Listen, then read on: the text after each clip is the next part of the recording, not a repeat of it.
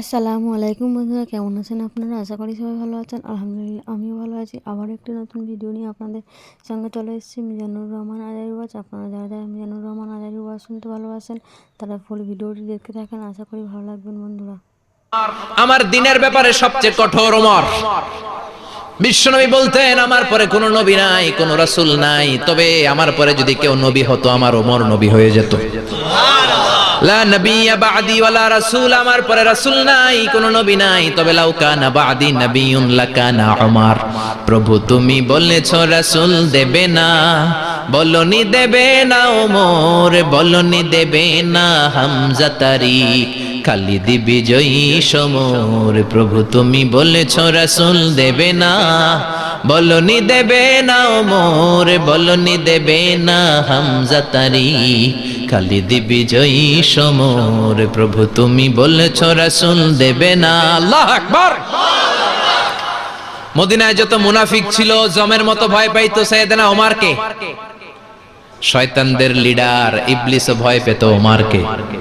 বিশ্বনবী বলেন, ওয়াল্লাযী নাফসি বিয়াদিহি, ওমর ওই সত্তার কসম যেই সত্তার হাতে আমার আত্মা, মা লাকিয়াকা শাইতানু সালিকান ফাজ্জান ইল্লা সালাকা ফাজ্জান গায়রা ফাজ্জিক। ওরে ওমর, শয়তান যদি তোমারে কোনো রাস্তায় দেখে, ইবলিস যদি তোমারে কোনো রাস্তা দিয়ে হাঁটতে দেখে, ইবলিস ওই রাস্তা রেখে দিয়ে অন্য রাস্তা দিয়ে হাঁটে। ইবলিসও সাইয়েদনা ওমর ফারুককে দেখলে, এই রাস্তা দিয়ে দেখলে ওর বাপের কি জীবনে এই রাস্তা দিয়ে হাঁটবে না, এই রাস্তা ধুইয়া ওই আরেক রাস্তা ধরবে। চিল্লায় পড়েন আল্লাহু আকবার। কাফেররা ভয় পেত, মুনাফিকরা ভয় পেত, শয়তান ভয় পেত, এমনকি বিশ্বনবীর বিবিরাও ভয় পেত। সুবহানাল্লাহ পড়েন। বিশ্বনবীর বিবিরা বিশ্বনবীরে ধরলেন, আমার এইটা কিনা দেন, ওইটা দেন। বিশ্বনবী কয় টাকা নাই, ক্ষমতা নাই, সামর্থ্য নাই, বেশি কথা কইলে তালাক নিয়ে যাও, তোমাদের চেয়েও সুন্দরী অনেক সতী সাধবী নারী আল্লাহ ব্যবস্থা করে দিবে। বিবিরা মাঝে মাঝে খুনসুটি করতো, নবীরে ধরতো, এটা নাই ওইটা নাই, এটা দেন।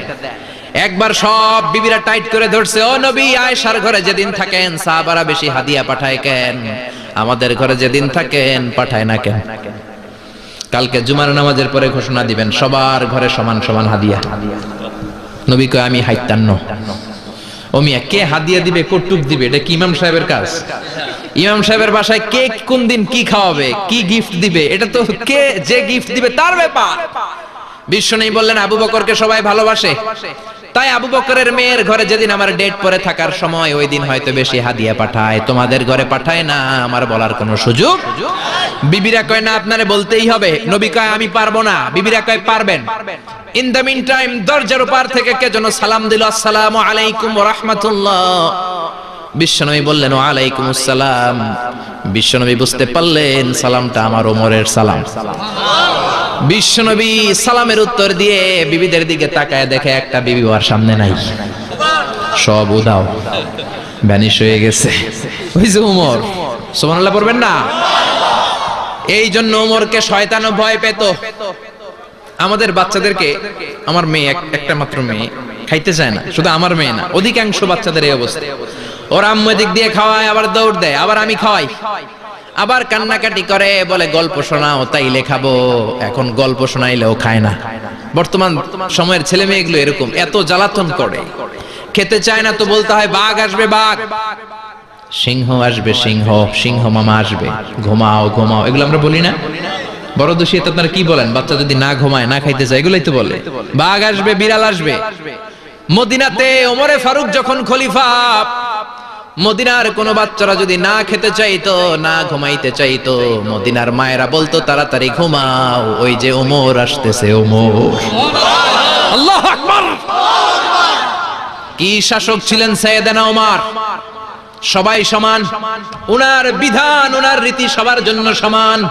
মদ খাওয়ার অপরাধে নিজের কলিজার টুকরা ছেলে আবু শাহমাকে 80টা বেত মেরেছে। হাদিসটা দাঈফ, তবে শিক্ষা আছে আমাদের জন্য। 80টা বেত মেরেছে। এক রাওয়ায়াতে পাওয়া যায় বেত মেরে ছেলেটাকে আহত করে ফেলেছে, আর এক রাওয়ায়াতে পাওয়া যায় পিটাতে পিটাতে ছেলেটাকে দুনিয়া থেকে শেষ করে ফেলেছে। ছেলের মুখে গন্ধ পেয়েছে। আর শরীফতা খামরান, কিরে মদ খাইছস? কয় না বাবা, শরীফ তো নাবিজ, আমি নাবিজ খেয়েছি। নাবিজ খাওয়া যায়। নাবিজ হচ্ছে রাত্রে বেলা আরবরা দুধের মধ্যে শক্ত খুরমা ছেড়ে দেয়, একটা কেজি দুধের মধ্যে 10টা শক্ত খুরমা ছেড়ে দিলে সকালবেলা দুধের কালারটা সাদা থাকে না, শক্ত খুরমার রস টেনে ওটা লাল হয়ে যায়, খেতে বড় মজা, এটাকে বলে নাবিজ। কিন্তু সকালেই খেতে হবে। ওইটারে যদি 3 দিন জমায় রাখেন, 4 দিন জমায় রাখেন, ওইটাও গাঞ্জা হয়ে যাবে, ওইটাও তারি হয়ে যায়, মদ হয়ে যায়। সাইয়েদনা ওমরের ছেলে এই কাজ করেছেন, একটু তারির স্বাদ নেয়ার জন্য 4 দিন রেখে দিয়েছে। সাইয়েদনা ওমর বললেন, কি খাইছস? কয় মদ খাই নাই। নাবিজ খাইছস? এদিকে আয়। ইফতাহ ফামাক, মুখ খোল। হা করার পরে মুখের সামনে নাক নিয়ে গন্ধ দেখে, মদের গন্ধ, কলারটা ধরে মসজিদে নববীতে নিয়েছেন। ইন দা মিন টাইম মসজিদে নববীতে জোহরের নামাজ হয়। নিজের ছেলেকে মসজিদে নববীর উস্তুয়ানা বলে, উস্তুয়ানাতু মসজিদে নববী, মসজিদে নববীর পিলারে বেঁধেছেন। যেহেতু উনি খলিফা, মসজিদে নববীর ইমাম, জোহরের নামাজের ইমামতি করলেন। সালাম ফিরালেন, আসসালামু আলাইকুম ওয়া রাহমাতুল্লাহ, আসসালামু আলাইকুম ওয়া রাহমাতুল্লাহ। সালামের পর বললেন, মাকানাকুম ইনদানা হাদ, সুন্নতের পর বসে যাবেন, আমাদের একটা হদ আছে। আল্লাহর দেয়া যে বিধান, বিচার, এটাকে আরবিতে বলে হাদ, প্লুরাল হচ্ছে হুদুদ। আমাদের হুদুদ আছে, মানে গুরুদণ্ড আছে, বসবেন। হাজার হাজার মানুষ সবাই ওযু করে যখন ঢুকতেছিল, দেখে আবু শামা পিলারে বাঁধা। সবাই তো আশ্চর্য, কি আজীব তামাশা, প্রেসিডেন্টের পোলা বাঁধা। নামাজের পরে বাইরে আসার পরে হাজার হাজার মানুষ তাকিয়ে আছে। কানাঘুষা শুরু হয়ে যায়। সবাই বলে, কি হয়েছে? ওমর কয়, আমার টানাটানি করা যাবে না। এই যে থামেন থামেন, এখন টানলে কি হবে আমি জানি, খুব বিশৃঙ্খলা হবে। দাঁড়ায় শোনেন, দাঁড়ায় শুনলে ডবল সওয়াব। আমি চলে গেলে এরপর আপনারা টানাটানি করে ঢুকেন। কথা শুনতেছেন তো? মনোযোগ আছে? লোকদের মধ্যে কানাঘুষা। প্রেসিডেন্টের ছেলে, কেউ কয় ওমর মনে হয় মারবে না, যেহেতু নিজের ছেলে তো একটু ধমকি টমকি দিয়ে ছেড়ে দিবে। কেউ কেউ বলে, না ওমর তো এত সহজ মানুষ না, মদের বিচার তো 80টা বেদ, মনে হয় 40টা মারবে। কেউ কয় না, 80টাই মারবে। ওমর চেয়ারে বসে জল্লাদরে ডাকলেন, বললেন, ইবদা বিসমিল্লাহ, নে চাবুক শুরু কর। বাইতুল মাল থেকে শক্ত সাইজের একটা চাবুক আনবি। জল্লাদ চাবুক এনে দাঁড়ালেন। ওমর বললেন, ইবদা বিসমিল্লাহ, শুরু কর। জল্লাদ মারতে শুরু করেছে। ওয়াহিদ, ইতনাইন, তালাতা, 3টা মারার পরে এক থাপ্পড় মেরে জল্লাদকে 3 হাত দূরে ফেলে দিলেন। ধমক দিয়ে বললেন, তুই চাবুক মারস নাকি চাকরি বাঁচাস? আসলে জল্লাদ কিন্তু আস্তে মারে নাই, দেহের যত জোর ছিল জোর দিয়ে মেরেছে, কিন্তু ওমরের পছন্দ হয় নাই। ওমর বলে, আইন্দাকা তালাতা আইন্দে ওয়াহিদ, তোর হিসাবে চাবুক মারা হয়েছে 3টা, আমি ওমরের হিসাবে মায়ের হয়েছে 1টা। চাবুক আমার হাতে দে, আমি 2 নাম্বার থেকে শুরু করি।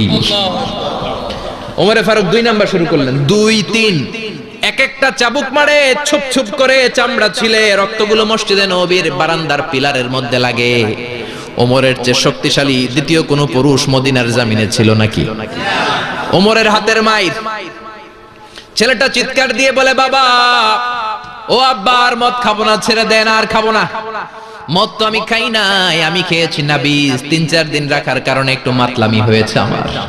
আব্বা, এবারের জন্য ছেড়ে দেন, আর খাবো না। ওমরের কঠোর হৃদয়ে কোনো দয়া মায়া আসে না, মারতে লাগলেন। এবার আবু শাহামার মা, ওমরের বউ, পায়ের মধ্যে ওমরের পায়ে পড়ে ডেকে বলে, ওমর, আমার কলিজার টুকরা ছেলেটারে মারিস না। 30টা বাড়ি মারা হয়েছে, আর বাকি 50টা বাড়ির জন্য এক একটা চাবুকের বিনিময়ে আমি এক একটা উট আল্লাহর রাস্তায় সদকা করব রে ওমর। সাইয়েদনা ওমর বলে, আরে নিয়ে যাও। আবু শাহামার মা উট দিয়ে আল্লাহর জাইন, চাবুকের বাড়ি থেকে একটা বাড়িও কমানো যাবে না, 80টা বাড়ি দেয়া পর্যন্ত পৃথিবীর কোন শক্তি আবু শাহামারে আমার হাত থেকে ছুটাতে পারবে না। আবু শাহামার মা কাঁদতে লাগলো। ওমরের মনে দয়া মায়া হয় না। 40টা বাড়ি মারার পরে ছেলে বেহুশ, 50টা মারার পরে আবু শাহামা দুনিয়া থেকে শেষ। সবাই নিস্তব্ধ, নীরবতা, পিন ড্রপ সাইলেন্স, পিন পতন নীরবতা। রাগে তখনও গড়গড় করছে ওমর। সাইয়েদনা ওমর বললেন, গোসল দে, জানাজা দে, কবর দে। কবর দেওয়ার পরে ওই কবরের উপর 51 নাম্বার থেকে মারা শুরু করলেন। 52, 53, 60টা, 70টা, 80টা চাবুকের বাড়ি কবরের মধ্যে, বিশাল বিশাল বড় বড় বাড়ি মেরে আঘাত করে আল্লাহরে ডেকে বললেন, আল্লাহ, আমার ছেলে হওয়ার কারণে, প্রেসিডেন্টের ছেলে হওয়ার কারণে আমি পার্সিয়ালিটি করি নাই, একটা চাবুকের বাড়িও কম দেই নাই। কিয়ামতের দিন তুমি আমারে জালিমদের কাতারে দাঁড় করাতে পারবা না। আল্লাহু আকবার। ওই ওমরের শাসন যদি দেশে থাকতো, দেশটারে মদিনা বানাইতো কে?